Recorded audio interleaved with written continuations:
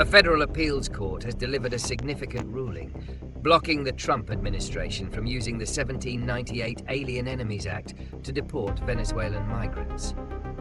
The decision by a three-judge panel of the Fifth U.S. Circuit Court of Appeals centers on a narrow yet critical legal interpretation of the statute.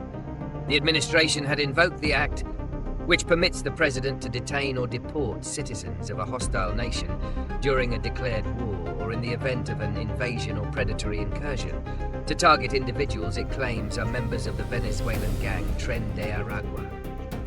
The court, however, rejected this application. The judges concluded that the actions of a criminal gang, while a serious issue, do not constitute a legal invasion as defined by the centuries-old law. This ruling marks the first time an appellate court has directly challenged the administration's use of the obscure pre-modern law for immigration enforcement, setting a notable precedent. Analysis and reasons for the ruling. The court's reasoning was rooted in a strict historical interpretation of the Alien Enemies Act. The statute, a product of the late 18th century, was designed to address military conflicts and organized state-sponsored attacks.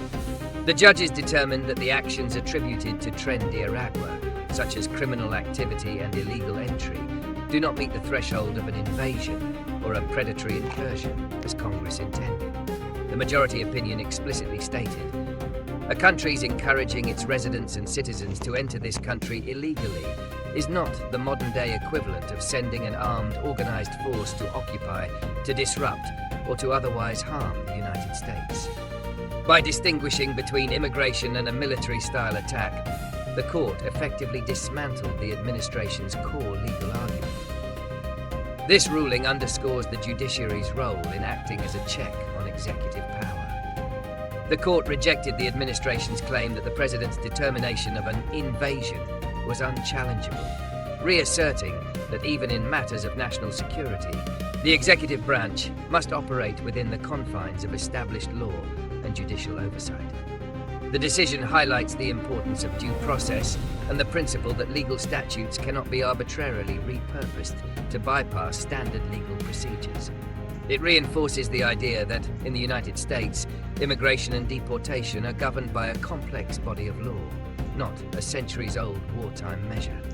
Consequences and immediate impact. The immediate consequence of the ruling is a preliminary injunction that prevents the Trump administration from using the Alien Enemies Act to deport migrants within the Fifth Circuit's jurisdiction, which includes Texas, Louisiana, and Mississippi. For the individuals targeted by the proclamation, this decision provides a crucial safeguard against summary deportation without a proper hearing. More broadly, it is a significant victory for immigrant rights advocates, including the American Civil Liberties Union, ACLU, who have argued that the administration was attempting to use a wartime statute during peacetime to regulate immigration.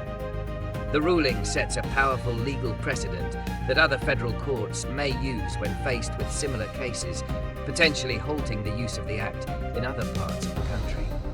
The ruling, however, does not prevent the government from pursuing deportations through other standard legal channels. The court's decision was solely on the improper use of the Alien Enemies Act, not on the broader question of whether the individuals involved can be deported under existing immigration law. The administration can still seek to remove these individuals through the conventional immigration court system, where they are afforded due process rights and an opportunity to present their case. Prediction and solutions. Looking ahead, this is likely not the final word on the matter. The Trump administration is expected to appeal the ruling either to the full Fifth Circuit Court of Appeals, a process known as an en banc review, or directly to the Supreme Court. Given the novelty and constitutional significance of the case, it is highly probable that the Supreme Court will have the ultimate say. The final decision could set a definitive national precedent on the limits of a president's power under the Alien Enemies Act in a modern context. For a lasting solution, both sides of the political aisle should focus on updating and improving current immigration laws to address contemporary challenges. Instead of attempting to repurpose antiquated wartime statutes, a more effective and legally sound approach would be to reform existing immigration statutes to more efficiently handle cases involving individuals who pose a threat to public safety.